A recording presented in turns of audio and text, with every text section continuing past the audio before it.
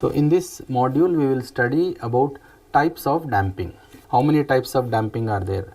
So negative damping is there, material damping, structural damping, radiation damping, and we'll discuss about models of damping. So what is actually damping? What is the meaning of damping? So let's look at this pendulum. So if I pull this pendulum and leave it, set it free, it will oscillate. So it won't oscillate forever. It will oscillate for few cycles and then stop. So like the energy, that is input energy I have given in the form of this displacement, okay, that is getting lost. So where it is getting lost? It is getting lost in friction between this pointer and my hand. So this, because of this friction, energy is lost. Like that, any structure which is vibrating, it will ultimately come to rest. So in small time or in large time, but it will come to rest. So what is actually happening while coming to rest is vibration energy is getting lost. So the phenomenon through which this vibration energy gets lost is called damping. So that means it is reducing kinetic energy. So that is called damping. So we'll study in detail about damping in this module. So what are types of damping? Okay.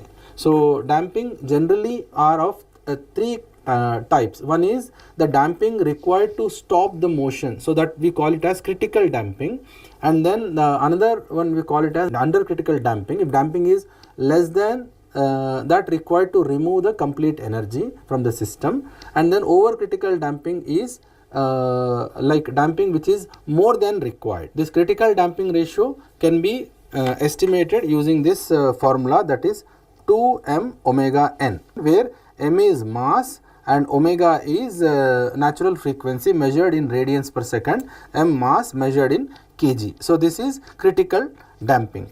Now critical damping ratio, that we use this term zeta. So this is the damping present in the structure. This critical damping is damping required to remove vibrating energy completely from the structure. So this ratio is called critical damping ratio zeta.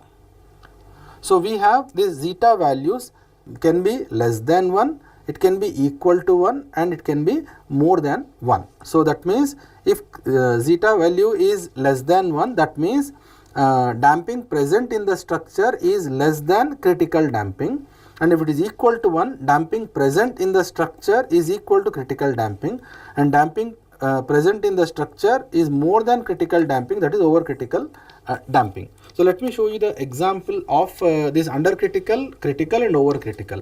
So as I told you, this pendulum, so if I leave this pendulum here, so if it comes back and stops here in that half cycle itself, so then we can call it as damping present in this system is critical damping. So that means what?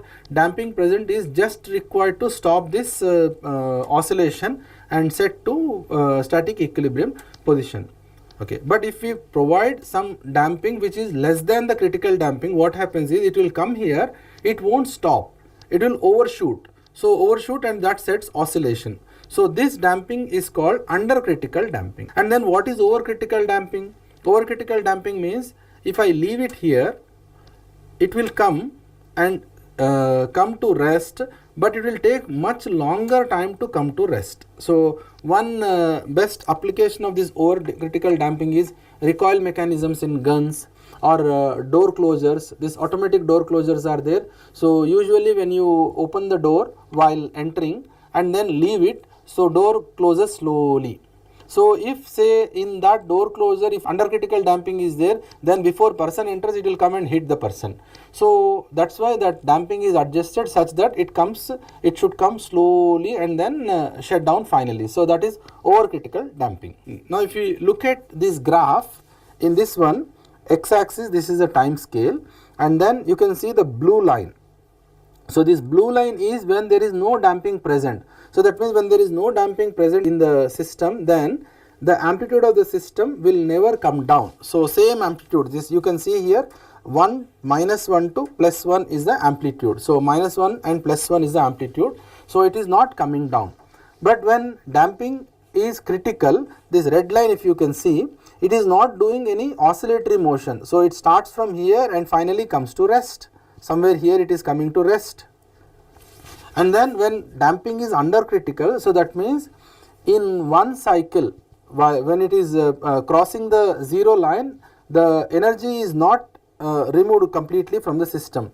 So that means it overshoots from there, it comes down, and then again it goes back, and again it overshoot, again comes down, again goes back, like that. That is under critical damping case. In case of over critical damping, what it does is it comes to rest, but after much longer time compared to the critical damping. So these are the three types of damping present in the applications. So what applications are there? So usually structural engineering applications, damping is limited to very much less than critical damping only. So these damping values are, like if we look at structure alone, in general cases, structures damping present in the structure is taken as around 2%, structure together with the soil system it is taken as 5%. So especially this is for RC structures, and for steel structures it is taken from 2 to 3%. Then damping, how damping can be estimated? It can be estimated by experiments.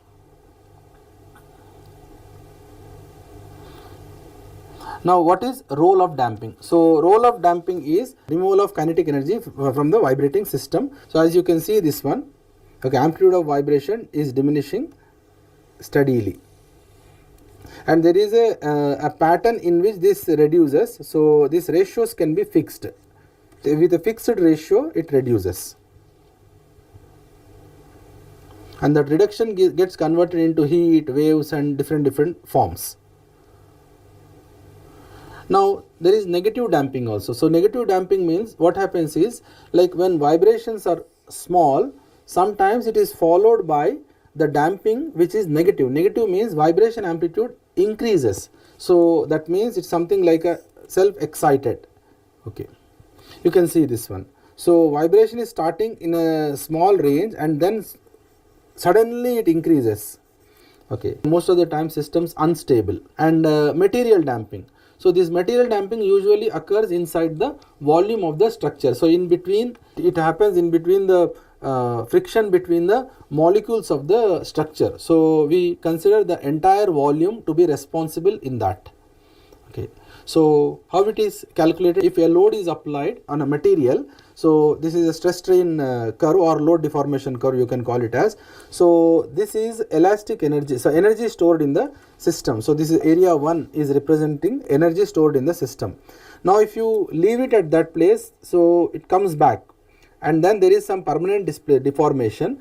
So the energy which is like the line which is coming back, and if you calculate this energy, so this is the energy which is recovered, that is mechanical energy which is recovered. And the third one is, this is the, like when you are applying to and fro motion or the cyclic load application, so this is called hysteresis, which starts from here. Actually it starts from here, goes here, and then comes back, and so this completes one cycle. So that is energy loss per cycle per unit volume of the material. This is called hysteresis. So that is a measure of actually the damping. And then structural damping. So usually structural damping, so this is in mechanical connections, it occurs between the joints and connections. Usually this will be in the form of friction, and the energy loss is due to heat and waves. And then radiation damping. So if a body is supported on the ground and body is vibrating due to some external forces, so energy is dissipated in two directions. One is in the form of waves which are going to the ground, and also in the form of waves which are interacting with the surrounding atmosphere. So this is called radiation damping. And then damping is present in the fluid systems also. So it occurs in the volume of fluid immediately surrounding the structure. So that is fluid damping. So it is usually in the form of friction between the layers of the water and the body. And let's discuss a bit about linear damping models. So the instantaneous damping force acting on the structure is usually proportional to the instantaneous speed. and it is usually directed opposite to velocity. If you can take this as idealized system, and the equation of motion which is set here, equation of motion. Okay. So if say response u is harmonic, the combined elastic force and damping force is given as like this: u by ua whole square plus p1 minus u divided by c omega ka whole square is equal to 1. So that is representing this equation. Actually it is representing this elliptical form which is on the shifted axis, translated axis. Okay. So if we calculate the area of this ellipse, we get pi c omega ua square. So ua is displacement up to this point, peak displacement point, and viscous damping coefficient is calculated as c is equal to area of the hysteresis loop divided by pi omega ua square. That's how c is calculated. Now in summary on the types of damping, so in all structural engineering applications, damping is usually under critical damping.